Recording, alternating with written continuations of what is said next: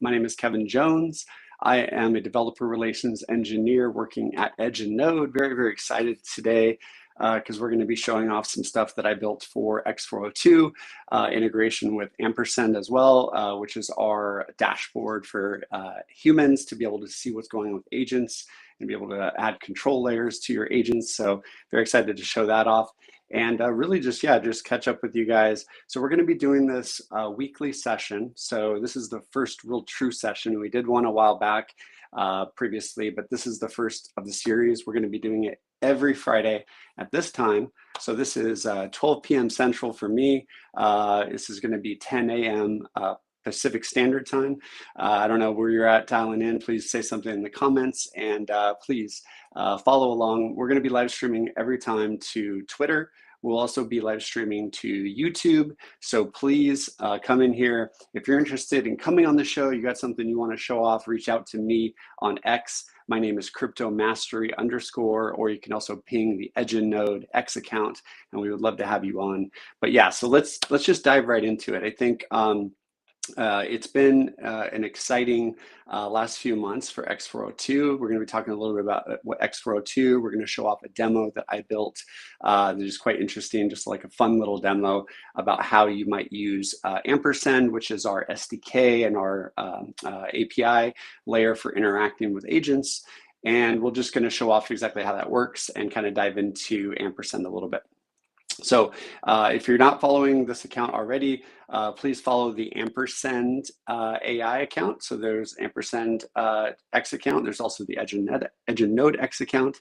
And feel free to follow me, CryptoMastery_. So let's dive right into it. I'm going to start kind of sharing my screen here. Let's go share and screen. All right, let's do my entire screen. Cool. All right. So what we're going to be showing off today is basically a repo that if you go to the GitHub for Edge and Node, so my GitHub is Kevin Jones or KM Jones 979, but for Edge and Node, there are some repositories, and there is a repository for Ampersand, right? So if you search for Ampersand, you'll find a bunch of different repositories. Right now we have the Ampersand docs is internal only, but we're going to be open sourcing that soon. We also do have the Ampersand docs available online, which I'm going to show off as well. But there is this Ampersand examples folder. So there's the SDK, and then there's the examples folder. So the examples folder is nice because it has some different examples that you can use to do either part of the SDK. So you can use the Python version, or you can use the TypeScript version. And depending on what you're building, it might make sense to use different examples. The Python version is focused on Google A2A.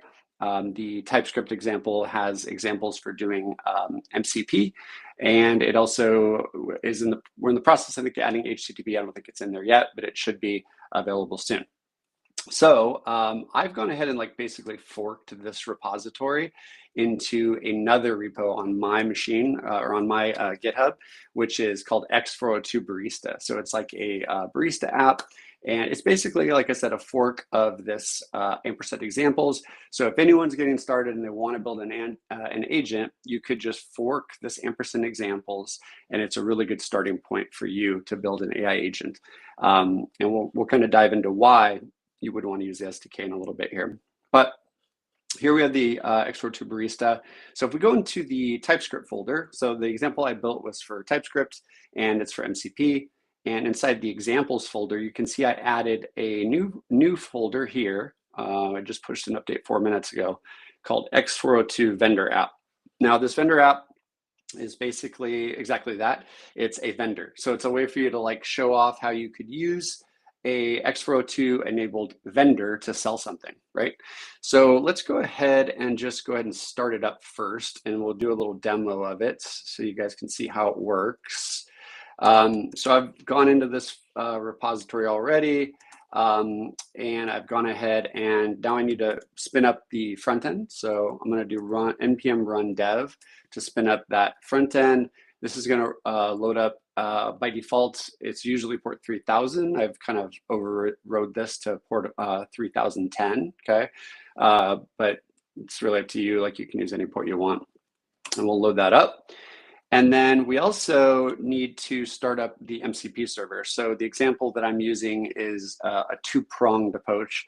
It's a standard HTTP x402 demo where you can just like buy things over an API using x402. And then it has a barista agent that we'll show off, which is basically an AI agent that lets you chat with the agent, and then the agent calls the MCP server to like make transactions. And so to start that up, we need to do npm run mcp-server, okay? So let's see what we get here. Oh, we're getting a 500 error. That's not good. Oh no. Okay, we'll have to troubleshoot this and see what exactly is going on. But that's good. We're going to figure this out. I did make some changes recently, so maybe there was something that broke. Let's go ahead and just make sure we got all the packages installed maybe. So let's do npm I. Oh, okay, we're having an issue here. Okay, npm run dev. And let's just try to fix this.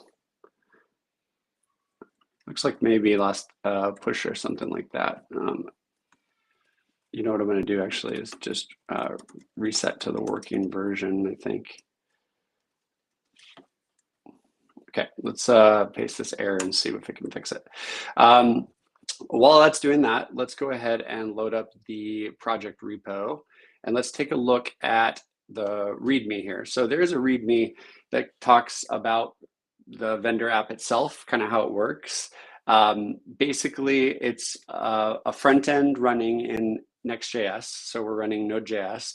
We're using Wallet Connect for a wallet connection.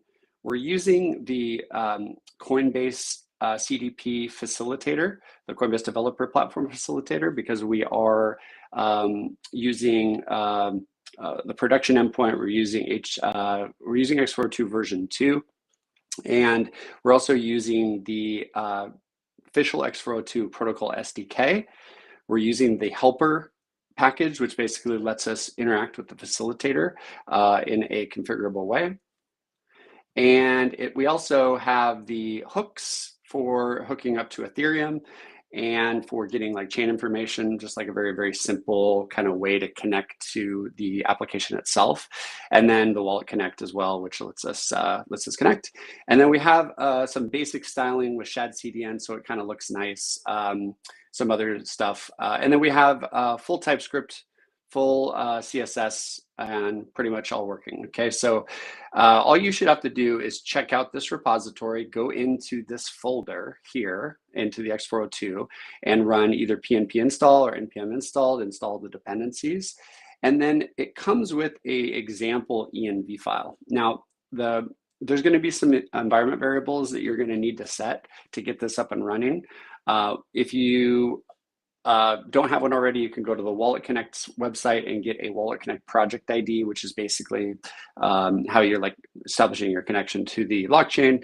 And then you also need to configure the facilitator address. So again, we're using Coinbase's. You need to create a Coinbase Developer Platform API key and a secret, and that you can get from their website. And you also need, if you want to use the testnet, you can configure this facilitator, which is the x402 org facilitator. And then you can just start the server. And what this is going to do is basically spin it up just like I did and get it going. Okay, so let's see if we got that error to go away. Oh, still going. Oh, my,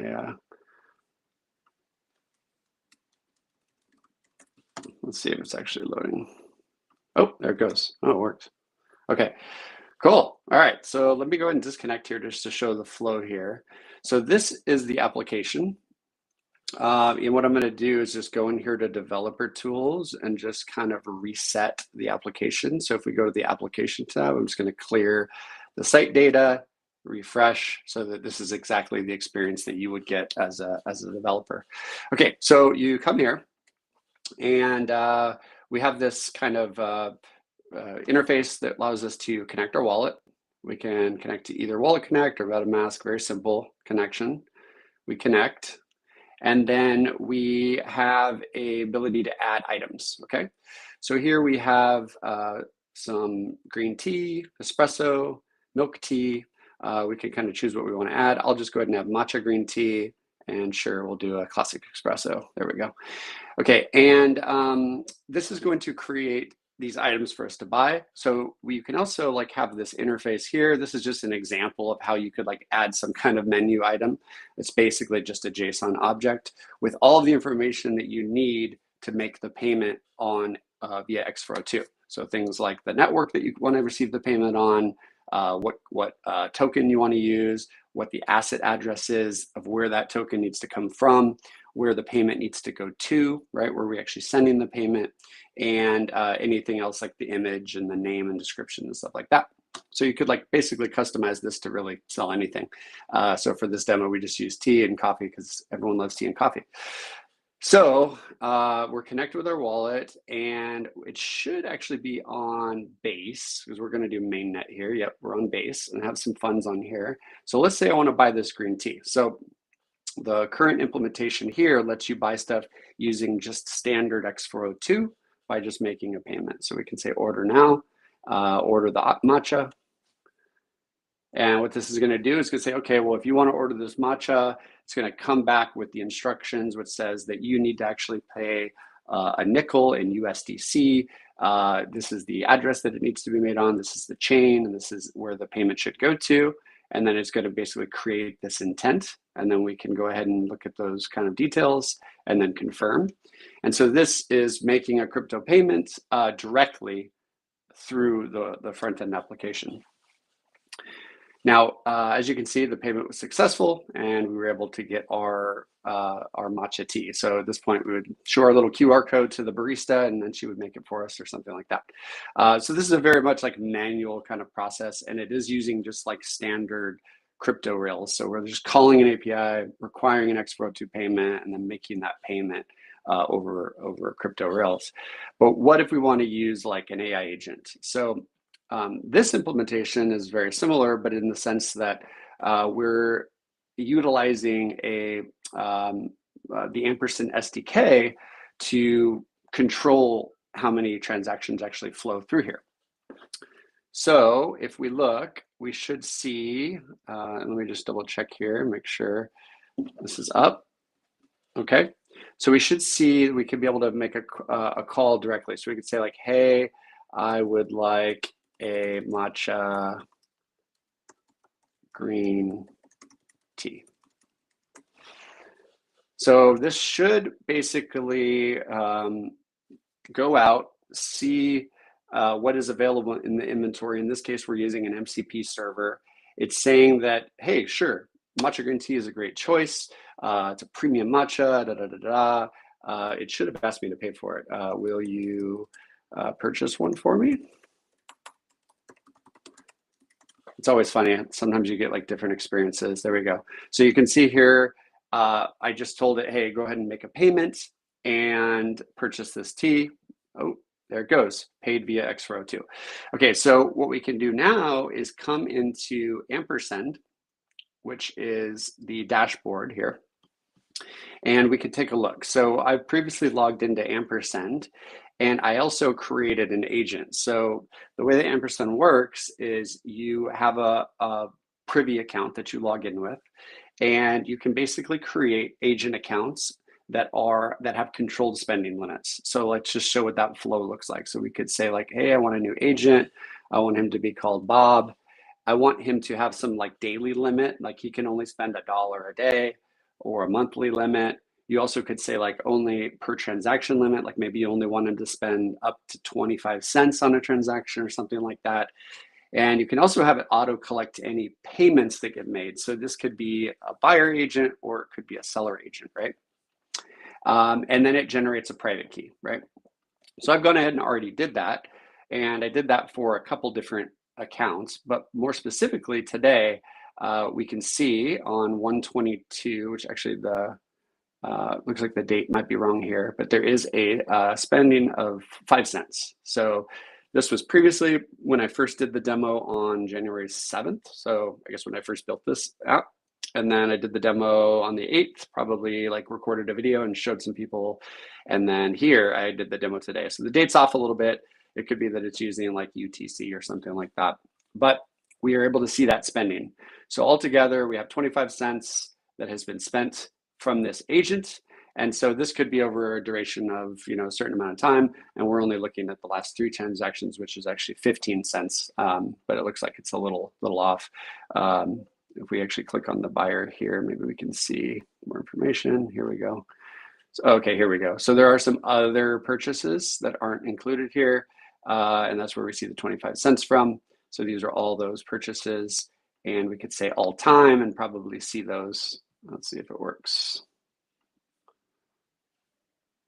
So if you're recruiting an agent that has a key that needs to have access to funds, but you want to make sure it doesn't just go off the rails, you can come into Ampersand, create an account, create an agent key, and then there's this setup instructions. So depending on which framework you want to use, TypeScript or Python, there's different implementations. Obviously, if you want to use like Google A2A, this is a recommended approach. You use this kind of like Python implementation. If you want to use MCP or eventually HTTP, you can use this TypeScript version, okay? So I did prepare as well inside of this folder. There is a tutorial.markdown, which kind of like walks you through in detail, like what's going on in this demo. I kind of gave you guys a very good like brief overview of how it works. But this goes into like exactly why x402 even exists, talks a little bit about like currently, there's the existing payment systems that we have are kind of like out of date, and there's so many different layers. Like it's pretty easy, I guess you could say, to make a payment on something like Venmo or like Apple Pay. But there's all these different layers that things have to go to in terms of settlement. And so this kind of goes into the reasons why x402 is really useful. Also, there's the narrative of like replacing the API key, which is really, really useful, and just allowing people to make micropayments over x402. And this kind of just talks about high level how x402 works. And this is a good read. Also talks a little bit about how facilitators work, right? So how a wallet signs, the facilitator's job is to do like verification and settlement, and then the actual payment gets handled and validated through the facilitator. It talks a little bit about how the signing works as well. So this is a good read for you to understand like what exactly is in an x402 signature, and exactly what the differences between V1 and V2 are, which is basically like a difference in the formatting. And then we go into like the basic x402 example. So again, if you followed my demo, the very first example that we did was just a standard like kind of HTTP call that I made to purchase the T. And this shows you how you can utilize the existing x402 SDK to like make that payment. And this allows you to do like direct x402 payments inside of your application, right? And you can essentially create what we call like a payment intent by basically passing in everything you need into the request. And then you can see how we do like the signature signing as well. And then if we come down, I want to get into the ampersand aspects. Here we go. So again, one of the powers of having ampersand is that you can, have access to different things inside of the SDK that you wouldn't normally have by just doing standard like crypto payments. One of those things is like the treasury component. So we have this idea where you can set spending limits. There is this concept of like a naive treasurer inside of ampersand SDK, but to really use the power of ampersand, you want to utilize the ampersand treasurer. And so this kind of has the full example of what this works like when a EOA is making a payment. And we can see here that for the configuration to work, there's some extra configurations that you need to be aware of. One is that you need to configure the agent private key in your application. So the private key that you get when you create the agent inside of ampersand, you need to define that right inside of your environment variables. And then you have this flag in this example that lets you specify whether to use the smart account or not. That can be like toggled on and off. And here's an example of how we have the smart account mode with ampersand, right? Because ampersand supports smart accounts with the spend limits, right? So what we do here is we create a treasurer that specifies what chain that we want to actually use, what API URL. So this is the API that gets called preemptively to ensure that that agent is not like going out of bounds of what his restrictions are. And then we basically create this kind of like object, this treasurer object. And then we can basically go through the normal flow and make a payment and do that all through ampersand. So good example and walk through in here of exactly how that works. Obviously you can dive into the code. And yeah, there's lots to learn there. Okay, cool. So the demo works, ampersand's working, we're able to see the visualization. We would love to hear like what you guys want to see on this podcast in the future. We're gonna try to bring on different projects in the ecosystem and spotlight what they're working on. We also would love to anyone that's building an X402 to come on the podcast. We can also take a look at the docs that we have, which is available on docs.ampersand.ai. We just launched these as well, which is really useful. I did mention we were going to go over that. Inside of here, there is kind of like a quick start on how you actually spin up the SDK and start building an agent. And then there's also a quick start on how the platform works, right? So how you log into ampersand, how you create an agent, all that stuff. All of the core concepts, if like some of this is like very, very Greek to you and you just want to understand X402 in more detail, there's some stuff that you can learn here. And yeah, please check out the docs. These are just newly released. And if you have any feedback or questions about the docs or things that you think are missing, please let us know. But yeah, so yeah, thank you so much guys for tuning in. This is a shorter session. I just wanted to give a good overview of the ampersand examples, give you guys some starting point using that examples repo, and also this demo that works that you guys can essentially fork that example and go ahead and use it on your own. We'll go ahead and leave this repo inside of the comment on both the YouTube and on the live stream on X. But just in case you need it again, it's going to be on the GitHub for KMJones1979, which is my GitHub. And inside of there is a folder X402-barista. It is public, and you can just go into that TypeScript examples, and it's this X402 vendor application. So give it a spin. Take a look at ampersand. If you haven't already, go onto the ampersand website, sign up for the beta. We'd love for you guys to test it. If you're building agents, reach out to me, reach out to the Edge and Node account. We want to have you on the show and we want to talk to you, and we'd love to hear about what you're building. So thank you so much for tuning in, guys, and we'll catch you guys next week at the same time, 10 a.m. Pacific or 12 p.m. Central Time, depending on where you're at. So thank you so much, guys, and catch you next time.